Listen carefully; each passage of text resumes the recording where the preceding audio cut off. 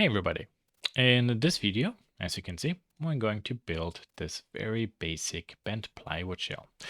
What's going to be interesting in this exercise is how we approach drawing the wireframe, adding all the details for it, and then start adding and finishing design with a nice pipe extrusion and a representation of something that looks like a bent plywood shell. Okay, let's do it. So here we are. And for this exercise, I will switch to parallel projection. That will just be a lot easier. And I will switch everything to decimal for the unit system. Very good. Okay, so 16 inches height, 16 inches back, 16 inches width. That's kind of like the proportion of a chair. So we can start here. Kind of like drawing 16 inches to the back. Zoom in a little bit. 16 inches over, 16 inches back, 16 inches up, 16 inches to there, and there, and it's there you see the snapping already starts working. Pretty cool. I will draw this line here for the very simple reason I have a snap point to center my design. Clock. Cool. Okay. So this is now my really, really basic wireframe. And as you know, I'm a big fan of working on copies because this always gives me ability to jump back or compare results, different ideas. Let's make a copy with the move command. There we are. So the front vertical lines I would like to bend backwards. So to do this, I can right to left select these lines here. Rotate command, go to center of my rotation. I will press the left arrow key. So I have the y-axis, click, click, and then I would say 5 degrees. Cool. Yeah, that's actually not too bad. That's kind of okay. Let's make a copy of this again. And there we are. Okay.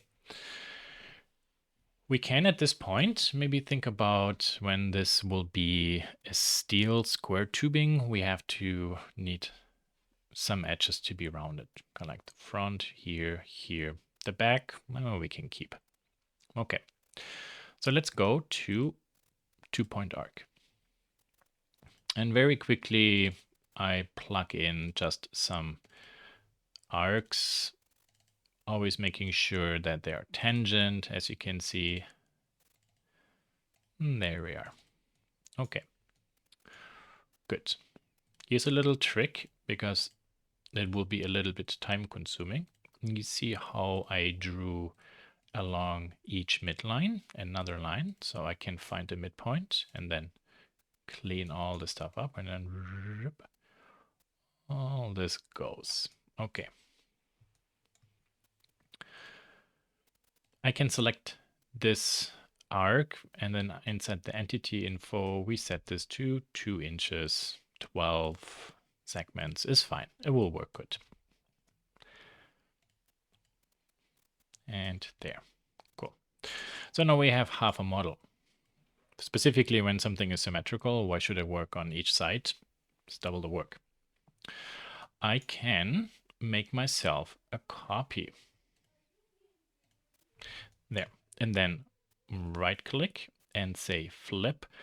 No, that's the confusing thing. Along which one is that? I think the green direction. Yep, that's the green one. No, green direction. Okay, so now with the move command, I can take this and bring this back. Zack. Just remove these 2 segments there, and then careful, really endpoint to endpoint. So just a little trick to save you a little bit of work. It was good. Okay, let's make a copy. There we are. Then here now we can put in our cross section. This is currently drawn vertical. If I go to a side view, it's actually switching to the y-axis. Or I press the left arrow key and then 1 inch, comma 1 inch. Very nice. And then we will use the follow me, this one. Look at this. It's actually really well made, this tool. There we are. Very good. Interesting. What's going on there? There's an edge that shouldn't really be there. So I'm deleting all this and there. Want to check something. If I open this, nothing is inside. Very good. So you see how I removed all these extra edges. That's never a good thing. Means there was something inside and I removed it. Then triple click, right click, make group. Yeah, our frame for the moment is done. Now we can plan out how are we going to draw our shell. The shell, in a very simplistic way, we just make flat and it perfectly sits on it. So that means now I can redraw this line. Okay. Then with the arc, start arc and arc, tangent. Maybe I do this line here and edit height. Zoop, zoop. Ah, there, tangent. Very nice. And then this piece here, that goes. Cool. The frame we can keep hidden for the moment. Now we need to draw the piece that is, yeah, angled and 16 inches. But now this line is already angled. Ugh, how do we do this? Think logical. One very easy way is I simply extend this line by 16 inches. Now, also I'm working nice and clean. There's my y-axis. So I can select this line, go to rotate. There's my endpoint. Press that left arrow key and look at that. Now we rotate this 90 degrees. That would be then basically now from here 90 degree, but I want to have 10 degree back, so 80 degrees. There. So this is actually how easy it is in SketchUp once you understand how mechanically you can draft stuff to build it. I really give it the program that this they solved really well. It's like drawing just by hand. Another arc. This arc is 2 inches, and let's make this 2 inches too. Very good. So now I would like to create an offset of everything. So select it, offset. If you pre-select edges, we can create an offset of the edges. 0.5 inches. There we are. And then we simply go ahead and patch in the missing lines. Cool. Okay, we can extrude this one. 16 inches. Sure. Actually, it doesn't look too bad. Let's go and unhide all. Oh, that's taking shape. This here looks a little bit unfortunate. And this is a really good example for what happens when you have an idea and you start working and then you realize, yeah, it doesn't really work out. So we need to move this geometry back. That's also why we're building the chair in this particular way, because I can show you these specific cases. And once you understand how things work, the mechanics of 3D modeling, it basically applies to literally everything you would like to build.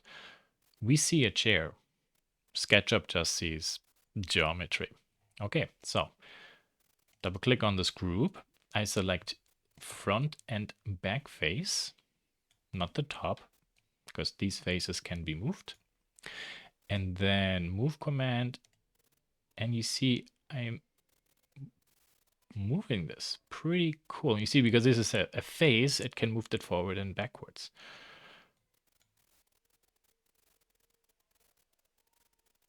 And let's say there, so 1.5.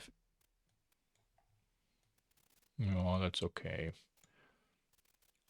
Maybe 0.5, so it sits a little bit under it. Okay. In terms of stability, now this part is actually too short. When our hip is here, vertical direction down, gravity, this should be a little bit further back. So in case I swing on the backrest, I don't fall backwards. How we do that? That's also easy. If I click on this face, it selects everything. So that doesn't work. What else can we do? Here, check this out. Inside the group, have nothing selected, and then left mouse button, right to left. No.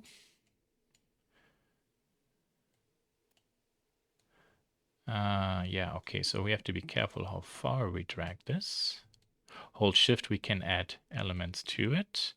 Or option add, shift subtract. So click somewhere else. You might have to click and drag a few times till we hit this perfectly. Yeah, that's good. Oh, there's still kind of like an artifact. And I do not want these edges, sorry, faces, so I can click on them and deselect them. And now I should be able to just drag this one out. See, they're actually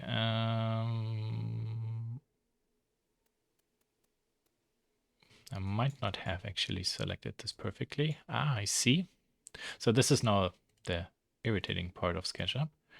So the arc really stops there. Okay, so this time now I go with option and click and select everything there.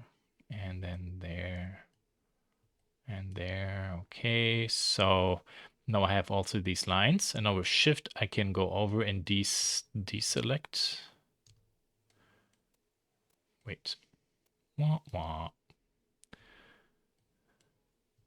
Ah, option shift. You never stop learning. There we are now. Okay, very good. As I said, always read the command. And then, yeah, this works better now. This stuff is still kind of crazy when we just started, that's fine. But we can make this a little bit longer, maybe 4 inches. Maybe a 1 inch back. Yeah, okay, that feels better. Now let's see. Oh, there's this extra line. We can select and delete it. Very nice. Okay, so that one is done. What can we do here?